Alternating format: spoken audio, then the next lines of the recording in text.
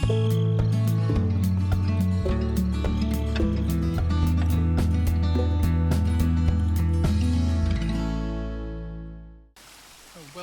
to Feldy. Now get your butt out there and start farming. Welcome to Feldy indeed. The airs are welcome from the man himself, Farmer Yip. And I think we'll do as he says, although we're going to take a slight detour. I want to go on a little flight here for the moment. Off cam, I've been working on a couple things modding wise for the map. And it has to do with what we just saw go across the screen. Actually, I was pretty quick.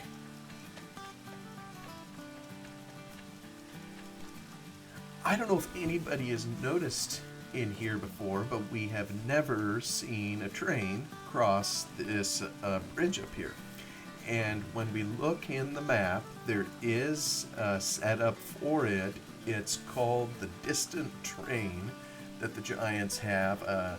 Some may recall that in the standard, there it is, standard Farm Sim 11 map, kind of clear off, I think it's clear off in the northwest corner of the map. There's a bridge that looks exactly the same as this one, and it has two trains that periodically go across. And when you look at the setup of this in the map editor, it has every appearance of being the same. And that's kind of a little modding axiom. Anytime something is put in a map or duplicated, and there's time the sound's a little bit different. Anytime you put something in a map and make a mod or anything in general for the game, you're always better off if you try to set something up exactly or as close as you can to how the Giants did it, and then you're more likely to have the result that you intend in game. Well, after a whole bunch of fiddling around, I managed to figure out what was wrong and why we didn't see trains kind of crossing the bridge up here. And actually, I'm pleased to see the trains kind of go back and forth here a number of times. I did a couple things. Not only got the trains moving, but in the original game, there was no sound. And what I wanted to do was to have a little noise so that you could, just like in real life, when you can hear a train coming long before it gets there generally, and sometimes they have a whistle. And so I wanted to try to duplicate that in game, so I gave myself the added challenge of trying to put some sound on this once I got the trains going. And it took long enough just to get them going. And in some ways, even as we rise up here, it's kind of almost humorous to have it in the map. And when you look at the arrangement here, it's obviously for ambiance here. We'll get out of range of being able to hear it. Oh, we can still hear Farmer Yip. But as you take a top look up here, where exactly does that train go? You see it kind of heads off into the rock, and farming over here, we know the hill, the hill kind of rises a little bit, so the tunnel makes sense. But where's it going? We know the hill has a sharp drop off over there, and it kind of goes down towards the ocean. So it's kind of left up to one's imagination as to just where the train is going. And the same applies for this direction over here. It's kind of getting towards dusk. It's harder to see. But I think everybody knows by now that there's this mountain range over here. And again, the tunnel makes sense. But where is the train going? The sea is over there, and I guess we're not meant to ask questions about that. Truth be told, if you look at the original Farm Sim 11 map, you could ask the same questions. Once the train disappears into the hill, where indeed does it go? Well, I'm not going to worry about that too much. Suffice it to say, I'm just glad we could get it working and open up a new feature in here of the train working. Another one is, I think, on it now that maybe would be nice to get working if it isn't already, is dead ahead, kind of in the middle of the screen, is the church over there. And the churches have a clock in them which should tell the time that it is in game, and I think on the hour it chimes. And I don't know that I've heard that before either. So maybe there's something in the setup of it that needs a little bit of work too.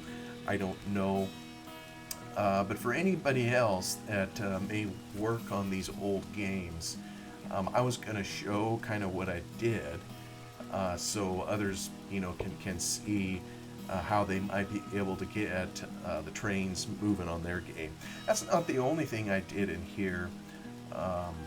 Actually, while I'm up high here, I wish I could point, but I can't point. There's on the hill over there, we know that's kind of Sheep Hill, just right at the top of the screen in the middle. The sheep are over there, and there's a V-shaped field. I put some grass in on the far side, where the field didn't mesh quite right with the rock. Let's see, did I do anything else?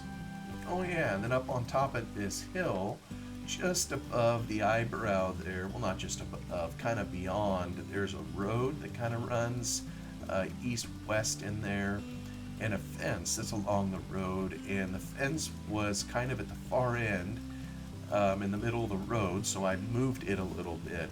Just a silly little tweak, but I don't know how it is for you. It helps suspend reality just a little bit more, and as you play this game and you find things in there that bother you, it's kind of fun to just go in and fix them. And really, in Farm Sim 22 now, you don't even have to open the map editor to make a fix, like that. You just do it in game. You don't like it, sell it, get rid of it, destroy it.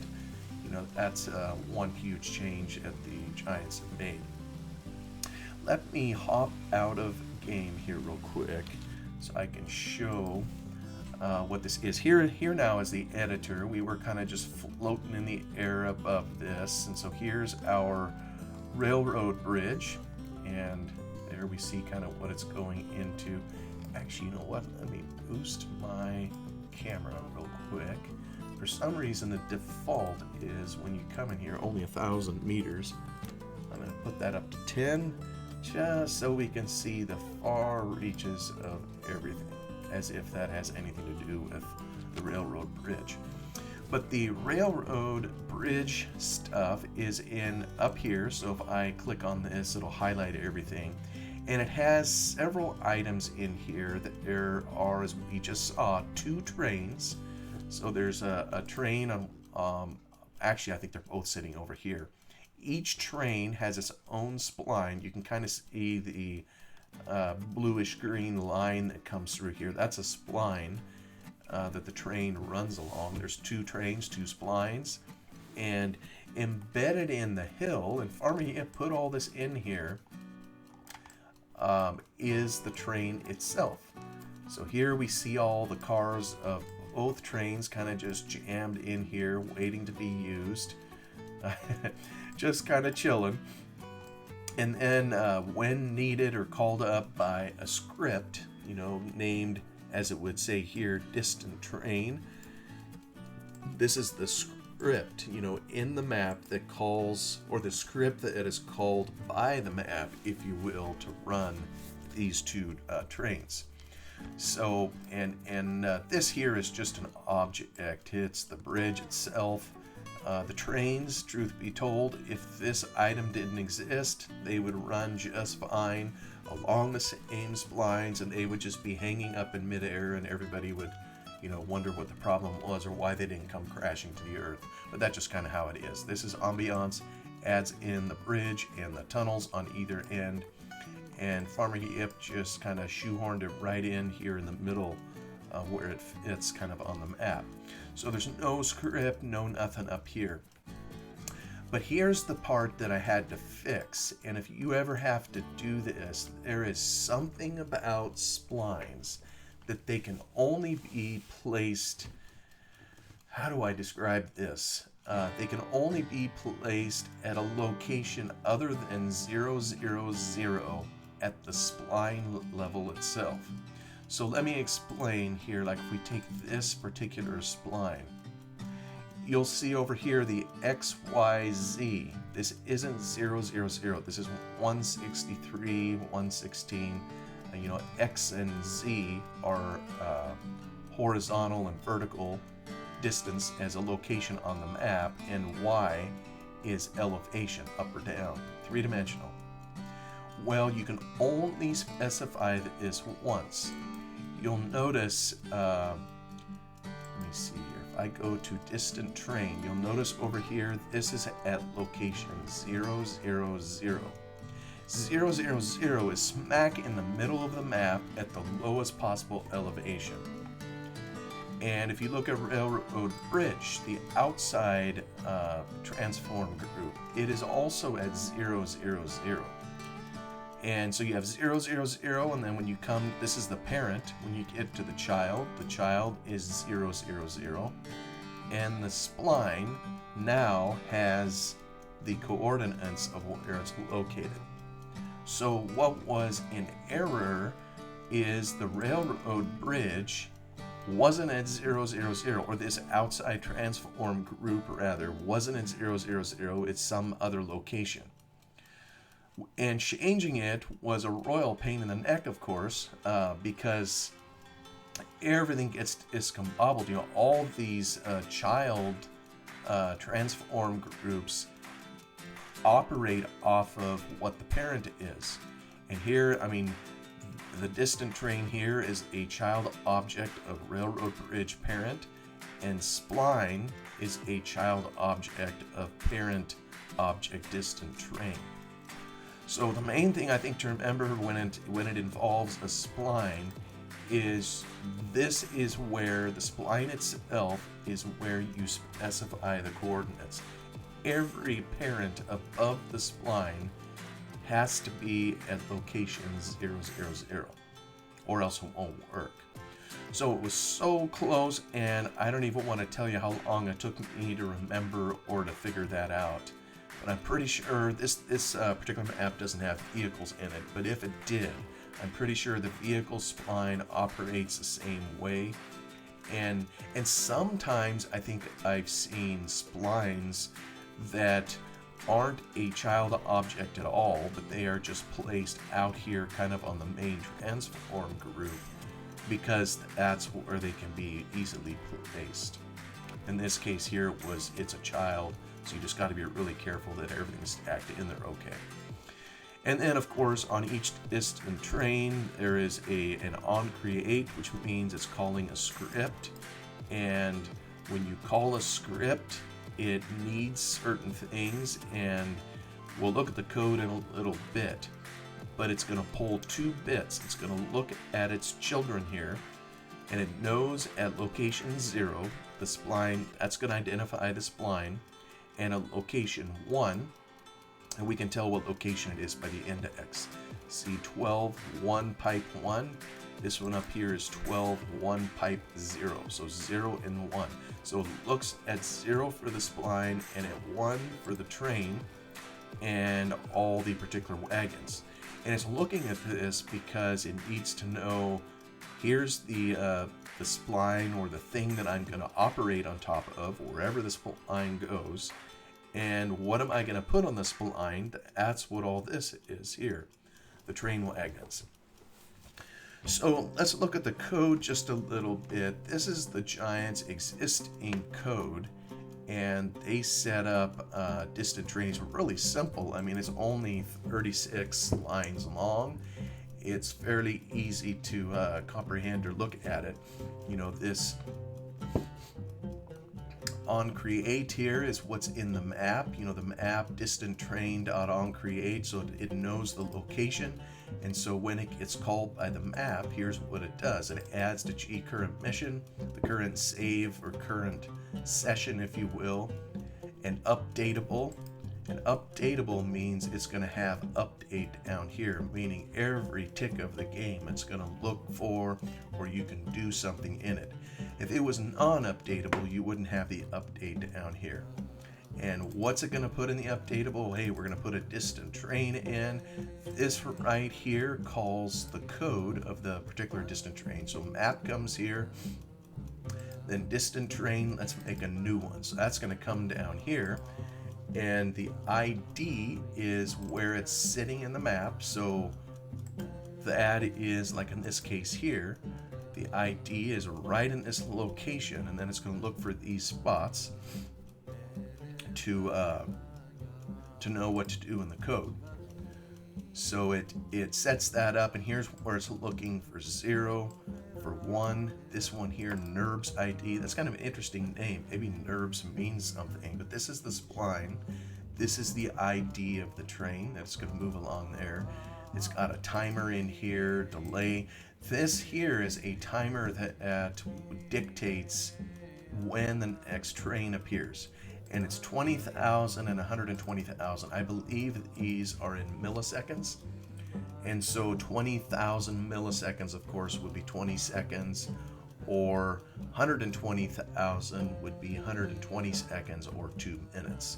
So you could not see a train for 2 minutes, as long as 2 minutes, or the next one could be along in 20 seconds, and it's just going to be random. You'll see the same random down here after a train appears, and it's going to do it again. So there's some alignment here, trying to align the train with the spline. So it only needs to do that once. It's all one angle. There's no twists or turns. And then it returns the instance. So what it's doing is it's creating the train and returning it into the updatable. And then the updatable later is going to use the update code here. There's the delay, which is a random, so it's going to have a timer go by. DT is the number of ticks that go by, so it's going to time that. If you speed the game up, you should see the trains come way more frequently, because it's going to be geared towards the DT. And then once the delay is passed, here now is where the code is for showing the train. Within a certain period of time, and you see it's got this fraction here, 1.5 times 10 to the negative 4. I mean, it's a very tiny number times the number of ticks, and that's how it knows to drag and set the translation, if you will, of the train. This is going to move it along the spline, kind of in accord with the time. Gets the position and all this jazz. So what I wanted to do with this in the code, that's kind of the basics of how it works. I wanted to add a sound. And so this over here is what I tried to put together. It's not the best example of coding by any stretch of the imagination, but the first thing I had to do was find some sounds, and I have them in here. This is in the Feldy map. I added a couple sounds which we've heard in game. Here's one of them. It'll play. Well, I think it's going to play. Oh, for goodness sakes. I don't know that it likes playing it when the game is running. Media player. It's not even letting me choose all my apps here.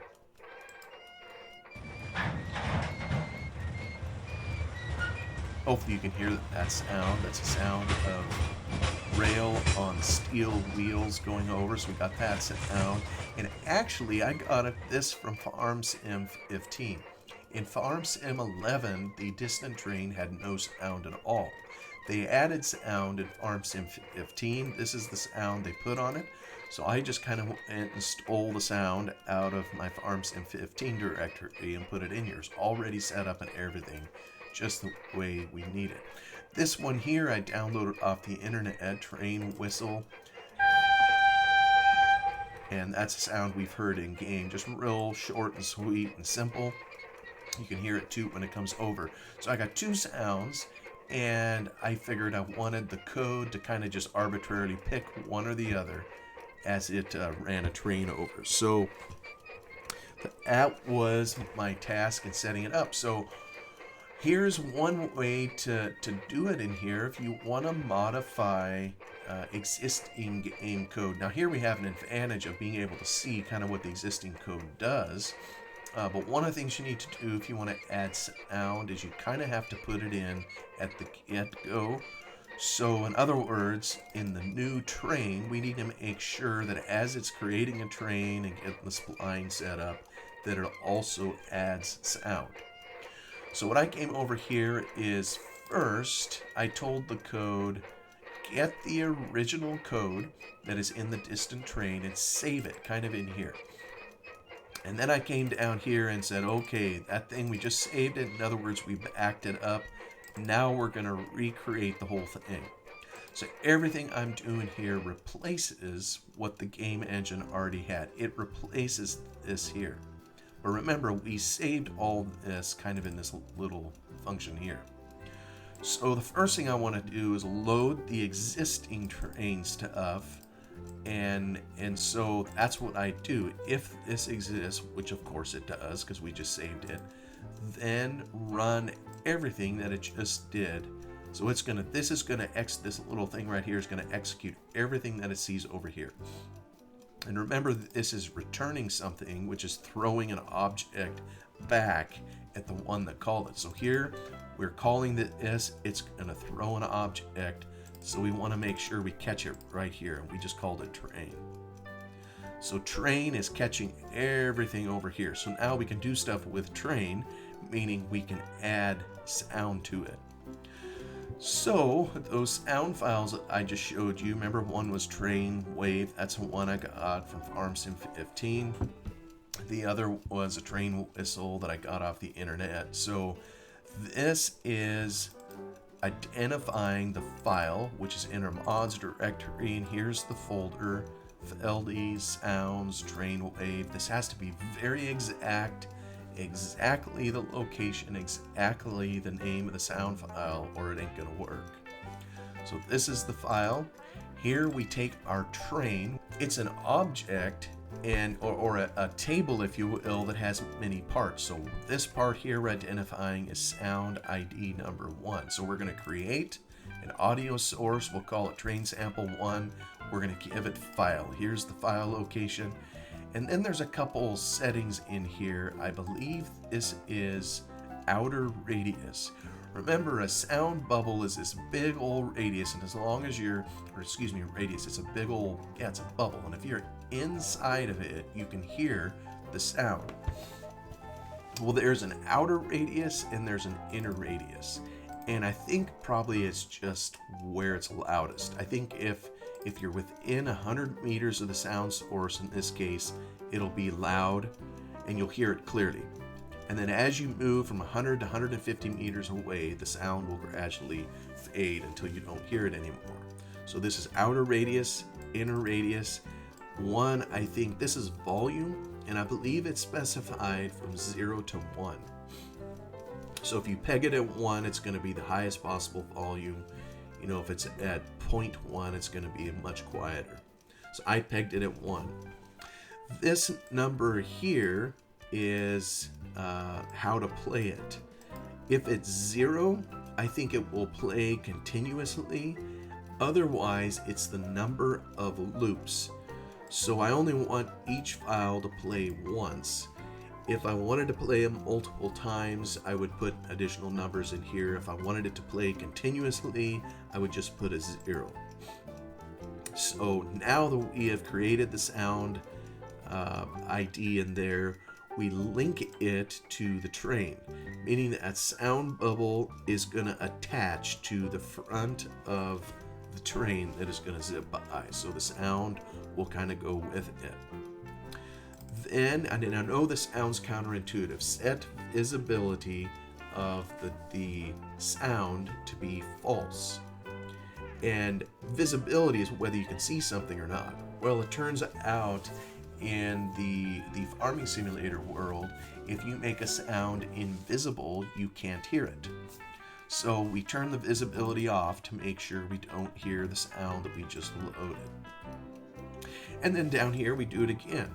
This was for the train sound, the sound of rail and steel. This one down here is for the whistle. We do the exact same thing, except we call it sound ID 2. So then once we're done with all this hocus pocus, now we return our train. And so here we called the original code. It returned something to us called train. We added some more attributes to train, and now we're throwing train to whatever called distant train new. And that was the add updatable called distant train new. So we're throwing it back to here, and it's plugging it into GE current mission for use when we're in game. Now this one down here is an update, and it was a little more tricky in some ways. There, first off, I didn't need to do this. I was thinking maybe I could use the update code over here, but really it was short enough I could easily duplicate it, and I couldn't figure out a way. I'm sure somebody knows of a way to do it. I'm a novice at Lua code, so I don't know how to just, where I really wanted to do was come right in here between the else and the self time and say, hey, turn some sound on. And then down in this function, this if and end, hey, turn the sound off. Because really what's going on here is, there's a delay where nothing's happening. As soon as the delay is over, then you see the train and it's going to move. And then we're back up to here to this resets the counter, and we're back here to counting the delay. Well, so I have the same thing going on. You'll notice the code up here is identical to over here. It's counting through the delay. And then, actually, you know what? I should have maybe put this here, because this identifies inserted code. Well, here it's gonna pick between the two sounds. You're either gonna hear the train toot, or you're gonna hear the sound of steel and rail. So it'll pick one of the two, and that's the sound you hear as it gets to sending the train across the spline. So it's maintaining a timer, and the timer is dictated, I think, by the length of the spline, or somehow it figures it out. It's got a time that it's doing it. And once it reaches the end of the time down here, sends it across the spline. But as soon as the time is run out, when it's below 0, then it resets everything. And that's when we tell the sound also to turn off. So really, ultimately it's pretty simple if someone else wanted to do that, but I at least wanted to show kind of some of the things a person can add to it. I changed it here, so I'll save it. So we can have our trains running in game. And I don't know if I'm too high here.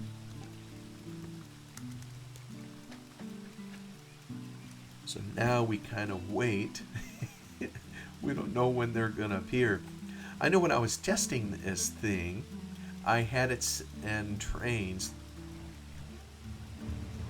Yeah, there you can hear the steel and the rail.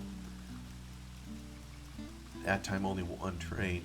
But when I was testing, I sent the trains across every 2 seconds. And they were just going through the air over and over, and so I got to hear a lot of racket. But since I corrected that for it to be how it's supposed to be in game, now we kind of got to be a little more patient, because remember, it can be as long as 2 whole minutes. All right, there goes that one. That time we heard the toot. So anyways, I just wanted to share that with you. That's a change that I made, and I gotta say I'm pleased with it. It definitely could use some additional work, especially fading the sound properly. But I gotta say I'm genuinely pleased that now we'll have some additional moving around, objects moving on the map. It just provides some additional ambiance. It's kind of like a moving stream like this. You wouldn't have to have it with everything being static, but it just adds a little bit, to the game environment. Oh, there it goes again. You got whiplash. And what's kind of cool is you can even hear this under the train, and it's just, oh, I almost feel it in my stomach as I come down, almost as if I'm, falling to the earth for real. Yeah, we're probably not going to hear it here for a moment. But even under this trestle, you can hear when the train whistle blows or the steel and rail sounds. The sound bubble isn't just up on top there, it also extends underneath. So actually that was the bell, and maybe what I'll do real quick is I need to get this on another day where actually it looks like I did the outer round there. I'm not showing all of this on cam, where that's a cornfield that was ahead of that. So we were in the process of, that's already ready to cut. Sorry, cycling through my equipment. Yeah, this guy's ready to continue. Colton 80. Here's my combine. Can't even hardly see. Yeah, like I say, I need to advance the time. It's just getting hard to see in here, but we are in the process of harvesting corn. We finally have our biofuel. Actually, let's just check that out real quick. I gotta be careful. I always go past it.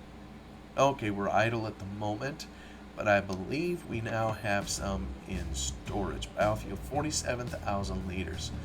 So we really could start distributing it to various locations and start some of the other processes, because we need a ton of biofuel. But anyway, as we all heard, the alarm bell sounded, and so I think we'll draw this episode to a close. I guess we didn't really do any farming here this time, but thank you so much for coming along just to see the trains and hopefully see a little how objects can be incorporated into a map and just add something to the whole. Hope you all are doing well, and I will see you on the next one. Goodbye.